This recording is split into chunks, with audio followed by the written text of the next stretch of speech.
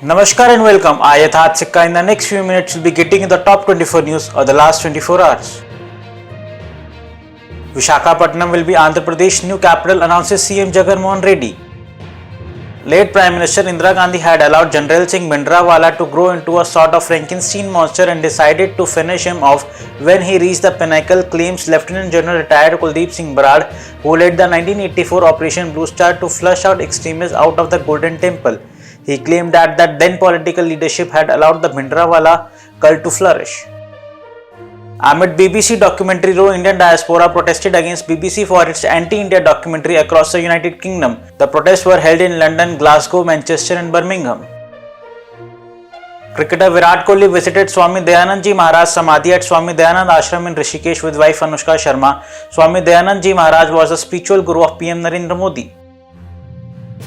President Droupadi Murmu, in her maiden address to the joint sitting of Lok Sabha and Rajya Sabha in the Central Hall of Parliament, said that Amrit Kaal is a period of 100 years of independence and making of a developed India.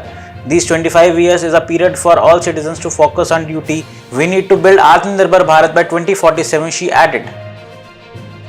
Prime Minister Narendra Modi has said that world has its eyes on India's budget amid global uncertainty. In today's global circumstances, not only in India but the entire world is looking at India's budget, PM Modi said while addressing the media ahead of this year's budget session. Amid the unstable global economic situation, India's budget will attempt to meet the hopes and aspirations of the common citizen. The ray of hope is being seen by the world glows brighter for this. I firmly believe that Nirmala Sitharaman will make all effort to meet those aspirations, says PM Narendra Modi. On January 29, the Vice President and the Prime Minister of UAE and the ruler of Dubai, Sheikh Mahmoud bin Rashid Al Maktoum, renamed the Al Minhad district and its surrounding areas as Hind City. The city is divided into 4 zones and contains homes for UAE residents. The number of fatalities in the suicide bombing inside a mosque in Peshawar's police line has gone up to 90 with over 100 people wounded. On January 30 at around 1 pm, the explosion took place in the central hall of the mosque after a suicide bomber blew himself up. A rescue operation is being carried out to pull out the bodies from the debris of the mosque. BJP senior leader B.S. Yedurappa confirmed that he would not contest the 2023 Karnataka Assembly polls. However, he said that he would tour the state and do everything he can to bring the BJP back to power in the state.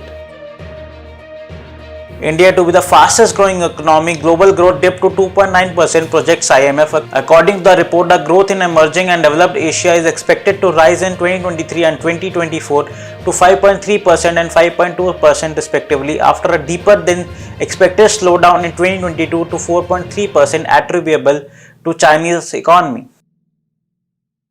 A Hindu temple in Brampton, Canada has been defaced with anti-India graffiti, triggering outrage among the Indian community. This is not the first time that the temple was vandalized in Canada. Earlier in September 2022, Bav Swami Narayan Mandir in Canada was defaced by the Canadian Khalistani extremists with anti-India graffiti. On January 30, a case of sexual harassment of a 13-year-old minor boy by a cleric at Aisha Madrasa in the Loni area of Uttar Pradesh has come to light. According to the police, Hasif Mehmoon, a native of the Bagpat district, raped the minor boy and fled when the incident came to light.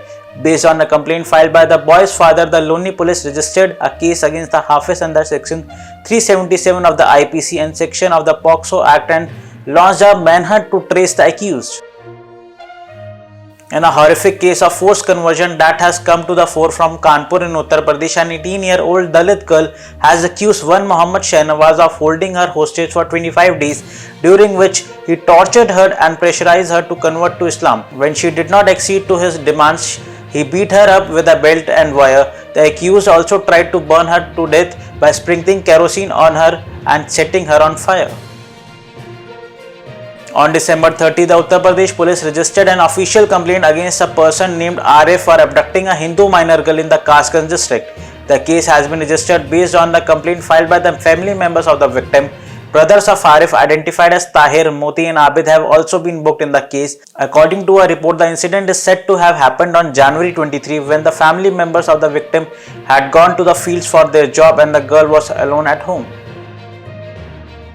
In West Bengal, troops of border outpost Amudia 112 Battalion under the South Bengal frontier in North 24 Pargana apprehended a smuggler and recovered 8 gold biscuits worth rupees 54 lakh from his abdomen. The apprehended smuggler has been identified as Madai Mandal. The National Investigation Agency has filed a charge sheet against an accused in a special court in Delhi pertaining to a conspiracy hatched by members of ISIS, a proscribed terrorist organization, for the propagation of the ideology and to raise funds for the organization. In Punjab, BSF 136 Battalion seized 3 packets of heroin in the area of BOP Meboke at the India-Pakistan border in Firozpur. During checking by the BSF battalion, the packets were found inside a polythene bag.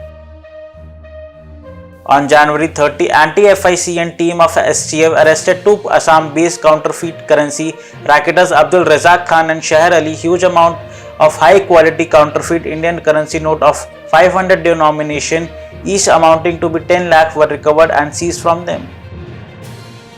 A 35-year-old man has been arrested for allegedly raping a minor girl in Mumbai on January 31. Police said the incident took place under the jurisdiction of Mankhurd police station. According to the police, the accused, seeing the 6-year-old girl alone at home, took her to his house and raped her. The girl went home crying and narrated the incident to her mother, who went to the nearest police station and filed a complaint against the accused. Gandhinagar Session Court sentenced Asaram to life imprisonment in connection with a decade-old sexual assault case. German Member of Parliament Tilaman Kuban has confirmed that Chancellor Olaf will be visiting India in February with the aim of significantly expanding overall cooperation in the areas of trade, defence, clean energy and climate change. A Kerala court on January 30 sentenced a man to 3 life term for repeatedly raping and impregnating his minor daughter in the state's Malappuram district. The accused was charged with offences of rape, sexual assault and penetrative sexual assault as well as intimidation of victim under the POCSO Act. On January 30, Narayan Das Bhil, founder and chief organizer of the Hindu Organization of Sindh, published a video on the social media platform Twitter, where Sikhs of Jacobabad in Sindh, Pakistan could be heard narrating the incident of atrocities they are facing.